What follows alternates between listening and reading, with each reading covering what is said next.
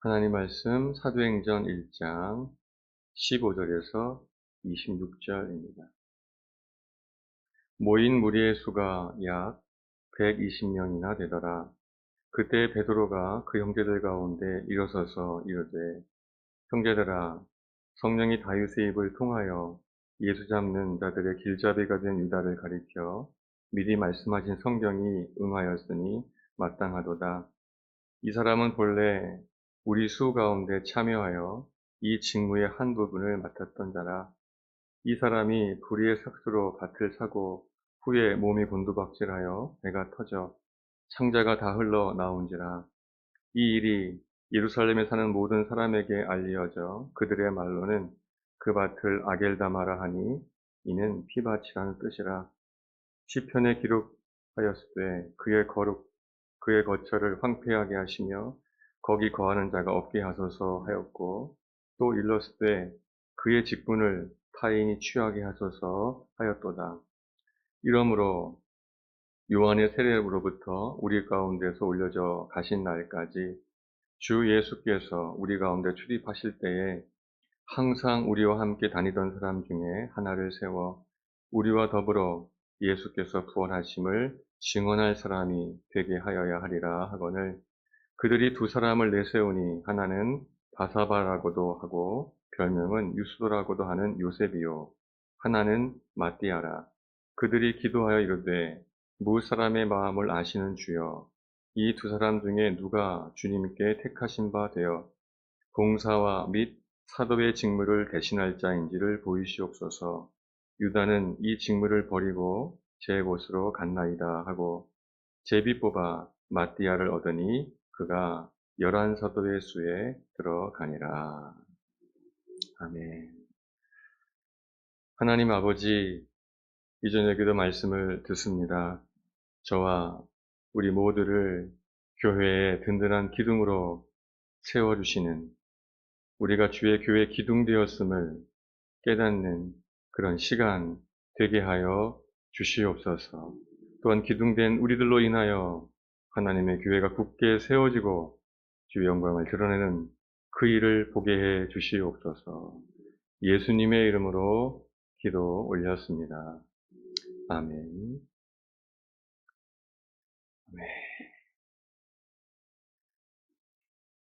이 말씀을 가지고 교회의 기둥, 교회의 기둥, 이런 제목으로 이 하나님의 말씀을 듣도록 하겠습니다.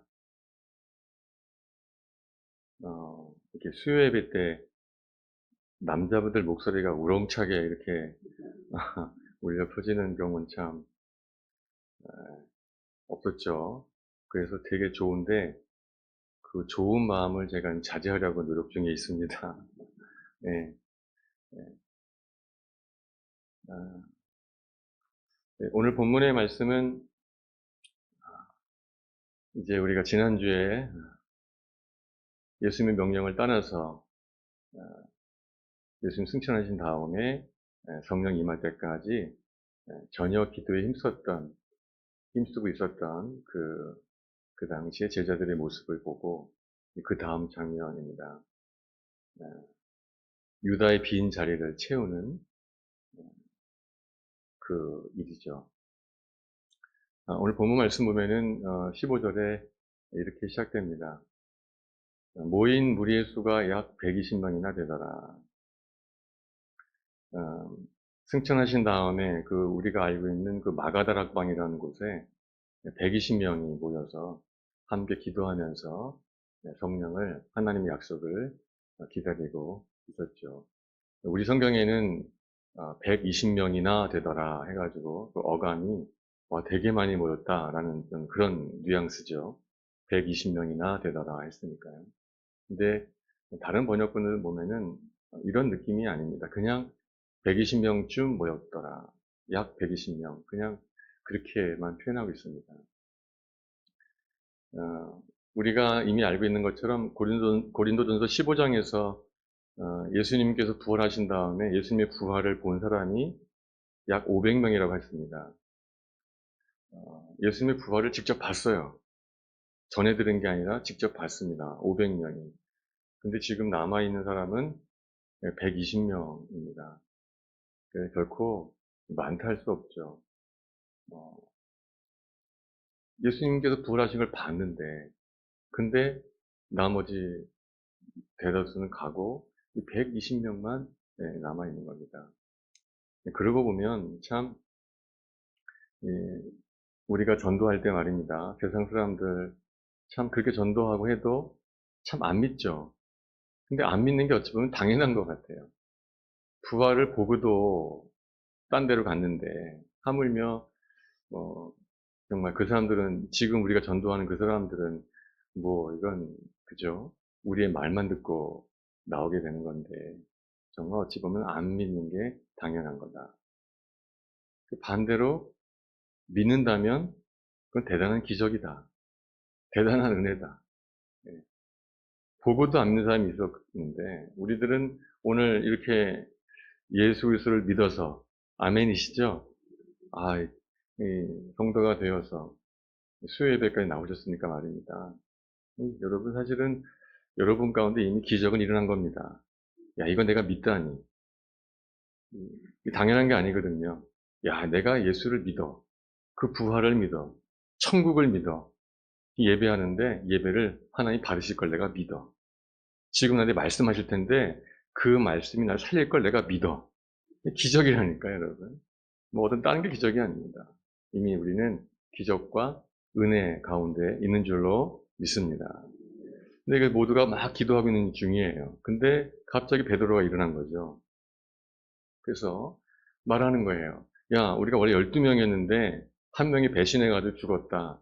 이제 그 한 명을 채워야겠다. 라는 말을 한 겁니다. 성령의 임하심을 기다리고 있는 기도회 기간 중이에요. 근데 열심히 기도해야죠. 근데 갑자기 베드로가 일어나가지고 야, 우리 한 명 채워야 돼. 12명이 돼야 돼. 그 대단한 일 같지 않지 않습니까? 열심히 기도해야지. 사람이 12명인지 13명인지 그게 무슨 중요한가. 열심히 기도하고 간절히 사모해야지 성령이 임하는 거지. 왜 12명을 이게 채워야 된다고 갑자기 베드로가 일어나서 말했을까? 분명히 하나님께서 베드로에게 감동하셨겠죠. 그러니까 베드로가 말했을 겁니다. 왜 12명을 채워야 했을까? 특별히 성령의 임하심을 기다리는 이때 왜 12명을 채워야 했을까? 여러분, 우리에게는 그렇지 않지만 이스라엘 백성들에게 12라는 숫자는 12이라는 숫자는 되게 신성한 숫자입니다. 신성한 숫자죠. 하나님이 아브라함이 약속하셨어요. 근데 그 약속 결국은 대를 이어서 야곱 때 돼가지고 야곱이 12아들을 얻으면서 그 12아들이 12지파가 되면서 하나님의 약속이 성취되어진 거죠. 그래서 이스라엘에게 12라는 것은 하나님의 신실함, 약속의 성취, 우리가 하나님의 것이다 라는 그런 상징성이 있는 숫자가 10인 거예요. 근데 그 12지파를 만드신 분이 하나님이시죠. 하나님의 아들 예수가 이 땅에 오셨습니다. 같은 하나님이시죠. 그분도 제자를 몇 명 세우죠? 12명을 세우는 거예요. 그러니까 괜히 12명이 아닌 겁니다. 이게 약속의 성취, 하나님의 뜻을 이렇게 계승하고 있는 것이죠. 그래서 마태복음 19장에 보면 이렇게 되어 있습니다. 예수님께서 12제자에게 하신 말씀이죠. 예수께서 이르시되 내가 진실로 너에게 이르노니 세상이 새롭게 되어 인자가 자기 영광의 보좌에 앉을 때에 나를 따르는 너희도 12보좌에 앉아 이스라엘 12지파를 심판하리라. 예수님 말씀 보니까 그 12지파와 12제자가 어떻게 돼요 지금? 다 연관성 있는 것으로 나와 있죠. 이걸 하는 거예요. 이 12명을 다시 회복하려고 하는 거죠. 이게 왜 필요했을까? 왜 굳이 12명을 채워야 됐을까? 이 12가 뭐길래? 오늘 뭐 그 10이라는 숫자에 대해서 얘기하지는 않겠지만, 하나님은 12지파를 상징하는 그 12, 12제자, 그것이 다시 완벽하게 되기를 원하셔요. 그리고 거기에 성령이 임할 것입니다. 왜 그랬을까? 그와 비슷한 것 같아요. 모세가 하나님의 명령을 따라가지고 그 하나님의 명령대로 성막을 완벽하게 딱 지었죠. 말씀 그대로 완벽하게 지었더니 거기 어땠습니까? 주의 영이 임한 줄로 믿습니다. 똑같은 거예요. 이제는 성전이 아니라, 성막이 아니라 하나님의 예수 그리스도의 몸된 교회를 세우는 겁니다. 교회가 온전히 이루어지면 거기에 성령이 임하는 거죠. 우리가 주일마다 외우는 마태복음 16장 18절 말씀에 베드로의 고백 위에 뭐라고 했죠? 내가 이 반석 위에 내 교회를 세우겠다 했지 않습니까? 이 제자들은, 12제자들은 바로 교회의 기둥 같은 거예요. 교회의 기초가 되는 것이죠. 그 위에 주의 성령이 임한다. 근데 기둥 하나가 빠져버린 거예요. 하나님은 다시 이 기둥을 마저 세우셔서, 즉 교회의 12기둥을 바르게 세운 다음에 거기에 성령을 부으시겠다 하시는 것이죠. 그러고 보면은 참 유다가 얼마나 어리석습니까? 이런 위대한 영광이 자기에게 보장되어 있었는데 그거를 은 30이 팔았으니 말입니다. 엄청 어리석은 짓을 한 것이죠. 말씀을 묵상하면서 지금 우리 금강교에서 오셔서 교회 곳곳을 이렇게 살펴주고 계시는데 여러분의 헌신이, 봉사와 수고가 이제 어느 순간 완성이 되겠죠? 아멘? 완성 안 하고 가실 거 아니시죠? 완성이 되면 거기에 주 영광이 임할 줄로 믿습니다. 아멘. 예. 오늘 주제랑 똑같은 얘기는 아니겠지만 이렇게 축복해드리고 싶었어요. 여러분이 수고하는 그것, 이것 해야지 해가지고 뭔가를 완벽하게 만들어놨을 때 모세의 성막 위에 영광이 임했던 것처럼 12기둥이 세워지니까 주의 성령이 임했던 것처럼 여러분의 헌신 위에도 주의 영광이 임하게 될 줄로 믿습니다. 아멘. 네. 그거예요. 교회의 기둥이 세워져야 된다. 그래야 주의 성령이 임한다 이거죠.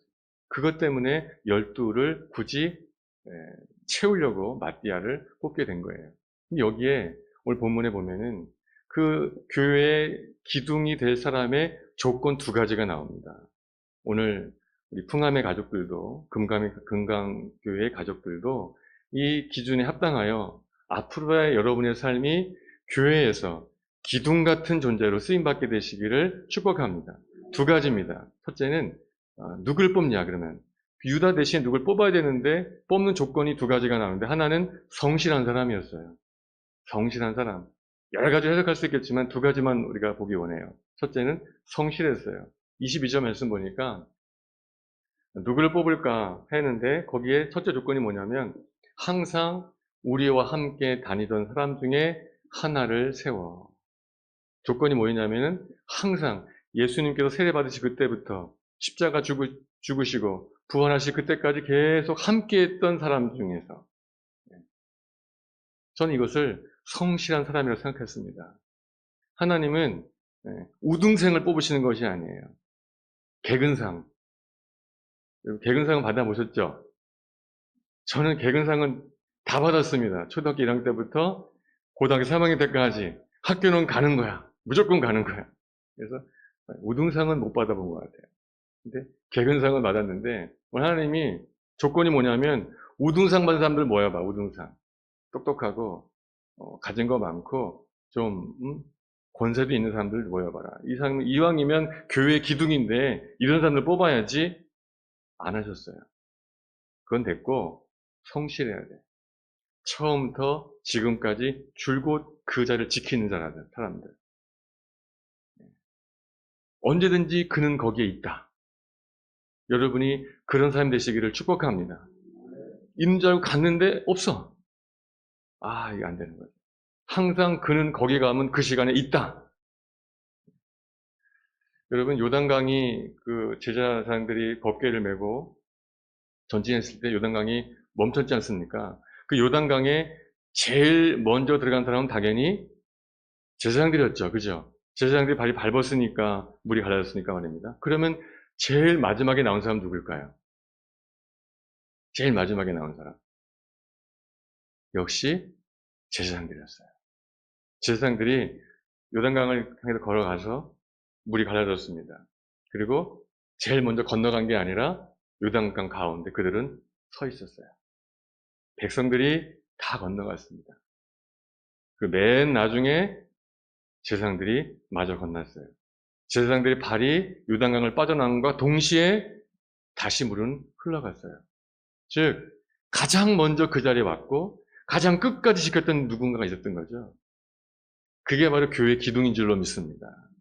가장 늦게 갔다가 가장 먼게 먹은 사람도 있죠. 교회 때도 보면 예배 때 한 5분 늦게 와가지고 자리에 앉아있다가 축도도 끝나게 확 가는 사람도 있지 않습니까? 그런 분들을 교회 기둥으로 삼을 수는 없잖아요. 성실한 사람들. 저 여러분이 그렇게 성실하게 되시기를 축복합니다. 나 우리 교회에서 우등상은 못하지만 개근상은 탄다. 할렐루야. 자신 있잖아. 이건 할 수 있잖아요. 그죠? 우등상은 좀 어려울 것 같아. 그렇지만 개근상은 그걸 하겠어. 내 자리고 내 일이라면 나는 감당하겠어. 하나님은 그런 성실한 자를 첫째 기준으로 삼으신 것 같아요. 여러분이 성실한 사람으로 교회에 기둥되시기를 축복합니다. 두 번째는 그럼에도 불구하고 우리가 성실하면 무조건 되는가 그러면 아니에요. 결론적으로는 그 제자를 누가 뽑았죠? 사람들이 이런 기준을 제시하니까 요셉과 마띠아를 추천에 올렸죠. 결국은 그 두 사람 중에 뽑은 건 누구셔요? 마띠아인데 누가 뽑으셨죠? 하나님이 뽑으셨죠. 26절 말씀 보면은 제비 뽑아 마띠아를 얻으니 그가 11사도의 수에 들어가니라. 하나님이 결국은 마띠아를 뽑았어요. 근데 마띠아를 뽑는 이유가 있지 않겠습니까? 그게 바로 교회의 기둥의 두 번째 조건이에요. 첫째는 뭐였습니까? 성실하셔야 됩니다. 아멘. 여기 오신 분들은 다 성실하신 분들이죠. 아멘. 두 번째는 마띠아 같이 돼야 돼요. 마띠아. 하나님이 마띠아를 왜 뽑으셨을까? 마띠아를. 23절에 보면 답이 나와 있습니다. 그들이 두 사람을 내세우니 하나는 바사바라고도 하고 별명은 유스도라고도 하는 요셉이요. 하나는 마띠아라. 두 사람이 물망에 올라온 거예요. 하나는 요셉이고 하나는 마띠아예요. 근데 요셉은 설명이 붙어요, 앞에. 뭐라 그래요? 그는 바사바라고 부른대요. 바사바가 무슨 뜻이냐면은 사바의 아들이란 뜻이에요. 요셉의 아버지가 누구라는 거예요? 사바예요, 사바. 그러니까 요셉을 뭐라고 불러요? 저 사바의 아들. 그래서 뭐예요? 바사바. 여러분이 잘 아는 바디메오도, 그죠? 디메오의 아들이거든요. 그래서 바디메오예요. 그런 것처럼 바사바. 그러니까 요셉은 지금 자기 이름만 나오는 게 아니라 누구의 이름도 나오고 있어요? 아버지 이름 나와요. 아버지. 야, 얘네 아버지가 바사바. 사바야. 얘 바사바. 또 뭐도 나오죠? 별명. 이게 유수도. 유수도는 공의로운, 정직함 이런 뜻이에요. 교회 안에서 명망이 높았던 사람이라는 뜻이에요. 예. 우리로 따지면은 교회에 어느 중시자를 세우는데 얘네 아버님이 우리 교회 창립 멤버이시면서 어느 장로님의 아들이잖아. 그 얘가 또 이런 일도 하잖아. 하는 요셉이 있는가 하면 마띠아는 뭐예요? 그냥 하나는 마띠아라. 지금 제자들이 이 요셉과 마띠아를 딱 올리면서 실상은 누가 뽑힐 줄 기대했을까요? 당연히 요셉이지. 바사바고 유수도고 요셉이고 이거 쫙 구글로 설명해가지고 야 여기 요셉이 있고요. 근데 또 구색은 갖춰야 되니까 이 마띠아도 있습니다. 한 거예요. 당연히 요셉이 뽑힐 줄 알았죠. 하나님은 아빠가 누군지도 모르고 별명이 뭔지도 모르고 그 전과 그 후에 뭘 했는지도 몰라요. 마띠아는. 근데 하나님은 마띠아를 택했어요. 그게 두 번째 조건입니다. 하나님은 약한 자를 택하십니다. 그게 교회의 기둥의 두 번째 조건입니다. 세상 건물은 세상의 조직에서는 강한 자가 필요할지도 모르겠습니다. 돈 많은 사람, 많이 배운 사람, 권세 있는 사람이 그들의 조직에 필요할지 모르겠어요. 그러나 하나님은 도리어 약한 자를 택하셔서 하나님의 교회를 세우실 줄로 믿습니다. 하나님의 법이 그렇습니다. 고린도서 1장 말씀 보면은 그러나 하나님께서 세상에 미련한 것들을 택하사 지혜 있는 자들을 부끄럽게 하려 하시고 세상에 약한 것들을 택하사 강한 것들을 부끄럽게 하려 하신다. 사랑하는 여러분, 우리가 강하면 얼마나 강하겠습니까? 우리의 강한 것이 하나님께 무슨 강함이 되겠습니까? 우리가 지혜로운들 그 지혜로움이 하나님께 무슨 의미가 있겠습니까? 우리가 크다고 그 큰 것이 하나님께 무슨 의미가 있겠습니까? 근데 우리는 크다고 여기는 거죠. 강하다고 여기는 것이고 내게 많다고 여기는 거예요. 근데 그는 하나님께서 합당치 않게 여기십니다. 그러나 나는 가진 게 없습니다. 연약합니다. 부족합니다. 할 수 없습니다 하는 그들은 도리 하나님께서 꽉 붙잡아 주시고 사용해 주실 줄로 믿습니다. 하나님은 약한 자를 사용하기를 기뻐하셔요. 우리 지난 주일날 맥시의 말씀에도 뭐라고 그러십니까? 기드온의 백성 용사들이 32,000명이 모였는데 주님 뭐라 그러죠? 너무 많다. 너무 많다. 보내라. 결국은 다 보내고 300명은 남지 않습니까? 하나님께 왜 많다 그러는 거죠? 너희들 네 숫자 믿고 그렇게 하다 보면은 이 전쟁에 이기고 나서 나에게 영광 돌리는 것이 아니라 우리가 했다 하지 않겠냐? 아, 싫다. 많다. 너무 많다. 사랑하는 여러분, 우리도 혹시 지금 너무 많은지도 몰라요. 혹은 너무 많으려고 노력하는지도 모르겠습니다. 혹은 너무 많다고 자만한지도 모르겠습니다. 여러분, 그것은 교회의 기둥에 자격이 안 됩니다. 부디 우리들은 연약한 자를 택하시는 하나님의 은혜에 힘입어 하나님께 쓰임받게 되시기를 소망하시기를 예수님의 이름으로 축복합니다. 얼마나 좋습니까? 강한 자를 사용하시는 분이 하나님이라면 참 저 같은 사람은 소망이 없을 겁니다. 우등상 못 받았으니까요. 그러나 하나님은 그저 성실할 수만 있다면, 그리고 연약함을 깨달을 수만 있다면, 나를 의지할 수만 있다면 내가 널 택하겠다 하셨으니 감사한 거죠. 이 하나님의 약한 자를 택하시는 이 은혜. 왜 그럴까? 하나님께서 앞으로 이 사도들이 세워져서 해야 될 일이 뭡니까? 22절 다시 보면 이렇게 되어 있지 않습니까? 항상 우리와 함께 다니던 사람 중에 하나를 세워 우리와 더불어 예수께서 부활하심을 증언할 사람이 되게 하여야 하리라. 이제 이 사도는 뭘 해야 됩니까? 예수 그리스도의 부활을 증거해야 돼요. 아까 우리 설교 초반부에 배웠죠. 500명이 봤지만 몇 명밖에 안 남았습니까? 120명밖에 안 남았어요. 보고도 안 믿어요. 보고도 떠났어요. 근데 그 사실을 이제 전해야 돼요. 예수를 본 사람들도 떠나버리는 상황에서 이제는 보지 않고 내가 가가지고 예수가 부활했어. 예수가 십자가를 지셨어. 예수가 승리하셨어. 믿겠냐 말입니다. 근데 여러분, 이 일을 사람이 똑똑하다고 되겠습니까? 사람이 힘이 세다고 되겠냔 말이죠. 아니에요. 오직 하나님께서 함께 하셔야지만 될 줄로 믿습니다. 그렇기 때문에 강한 자가 필요 없는 거예요. 똑똑한 자가 필요 없는 거예요. 어차피 이 일은 사람의 힘으로 되는 게 아니에요. 제 아무리 똑똑하다고 해가지고 그가 어떻게 주의 부활을 증명하겠는가? 그 바울이 고린도서 2장에서 이렇게 말하죠. 내 말과 내 전도함이 설득력 있는 지혜의 말로 하지 아니하고 다만 성령의 나타나심과 능력으로 한다. 이게 바로 바울이 기둥까지 쓰인 이유인 줄로 믿습니다. 그는 똑똑한 사람이었거든요. 배울 만큼 배웠거든요. 그러나 내 말로 하지 않는다. 내 능력으로 하지 않는다. 내 지혜로 하지 않는다. 하나님의 그리스도의 십자가는, 그리스도의 부활은 내 말로 되는 것이 아니다. 오직 주의 나타나심과 성령의 능력으로만 할 수 있다라고 여겼고 의지했기 때문에 끝까지 쓰임받은 줄로 믿습니다. 여러분도 그러셔야 합니다. 내게 있는 것 어떤 것이 아니라 오직 주의 성령으로 약한 자를 강하게 사용하신 그 주의 은혜 가운데 내가 쓰인다라고 여길 때 여러분들 끝까지 쓰임받게 될 줄로 믿습니다. 사도행전 11장 말씀 보면은 주의 손이 그들과 함께 하심에 수많은 사람들이 믿고 주께 돌아오더라. 아멘. 주의 손이 함께 하셨기 때문에 되는 것입니다. 금강교회도 풍암교회도 주의 손이 함께 하심으로 능력이 나타나게 되기를 축복합니다. 주의 손은 어디 함께 하십니까? 약한 자에게 함께 하십니다. 겸손한 자에게 함께 하십니다.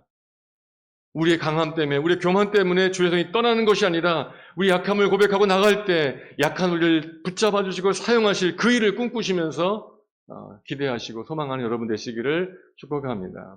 이 바울이 고린도 15장에서 이렇게 고백하지 않습니까? 이 고백이 오늘 저와 여러분의 고백이 되길 바라고 이게 바로 교회의 기둥이 할 고백인 것입니다. 이렇게 고백하죠. 우리 함께 같이 읽어볼까요? 시작.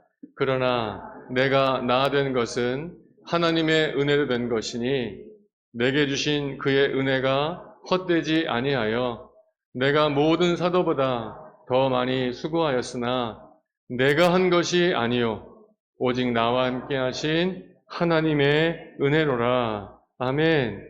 사랑하는 여러분, 이것이 교회에 기둥된 여러분들의 고백이 되시기를 축복합니다. 나의 나 된 것은 하나님의 은혜다. 내가 수고했지만 내가 한 것 아니고 하나님의 은혜다. 여러분, 참 금광교회 제가 우리 아내랑도 우리 딸에게도 우리 교회 성도들에게도 많이 칭찬했어요. 정말로 진심으로. 이렇게 교회를 섬기러 오신 분 중에서 답사를 이렇게 여러 번 오신 분들이 없어요.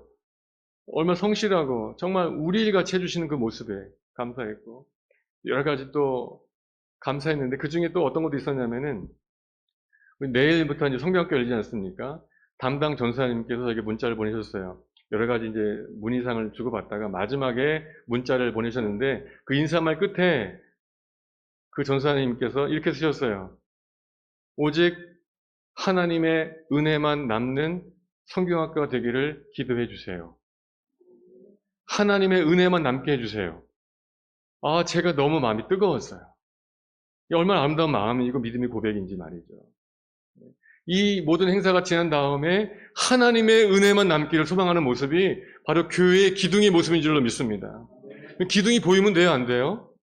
안 돼요. 여러분, 56번 국도로 오시다 보면은 도로 주변에 가끔 보면 이렇게 옛날부터 골조만 남아있는 건물 있지 않습니까? 짓다가 굳어나가지고 뼈대만 앙상한 건물들 보신 적 있으시죠?